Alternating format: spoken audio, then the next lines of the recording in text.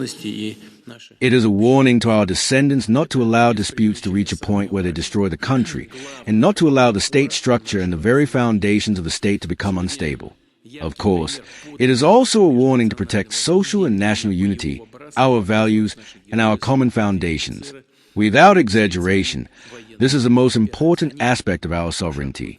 Today, our heroes, the soldiers and officers engaged in the special military operation, are setting a vivid example of true interethnic unity and combat brotherhood.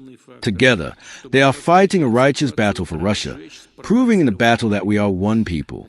Provocations and attempt to stir up discord between people must be stopped, given that the provocateurs themselves, as a rule, are sitting abroad, tutored, financed, and guided by foreign intelligence services.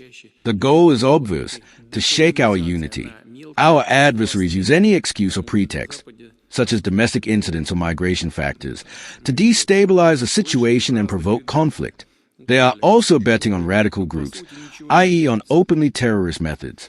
Outside Russia, more and more new supposedly international organizations and all sorts of fake international centers are being created, but in reality they are just instruments of information warfare against us.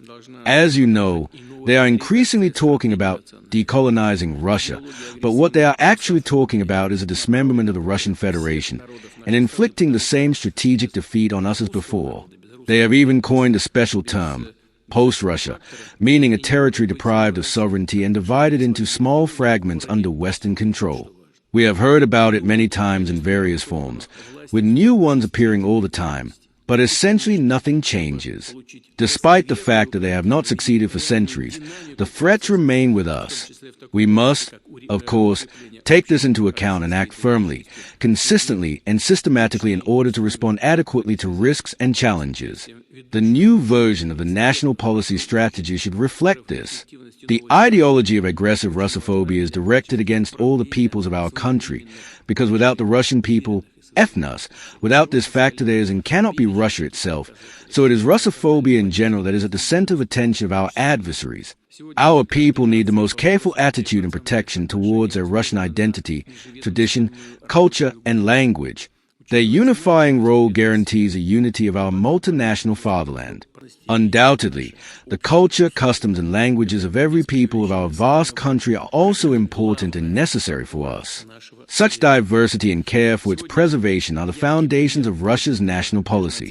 One of the most important indicators of the effectiveness of national policy should be the opinion of our citizens. In other words, it is important to know how people themselves assess the state of interethnic relations in their region, town, or village, and what they think about the quality of the authorities' work in such a sensitive area. And of course, in order to get a reliable picture, to see the real dynamics of processes, including in such an issue as the strengthening of pan-Russian identity, we need precise tools.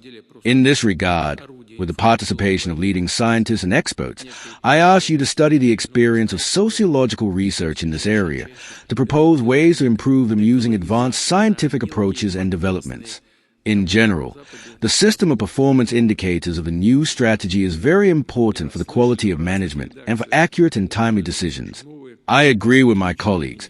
The list of such indicators in the area of national policy should be unified, comprehensive and objective, as it were, across the board for assessing the work of authorized authorities at all levels. I ask the government, together with the council and the regions, to work on this issue further. The strategy proposes strengthening the regional component. This is the right approach for our large federal country. At the same time, the heads of the constituent entities should be given all the necessary tools to work on the ground, while the federal center should, of course, continue to provide a unified strategic direction. Currently, the coordination of interethnic relations is the responsibility of an interdepartmental working group.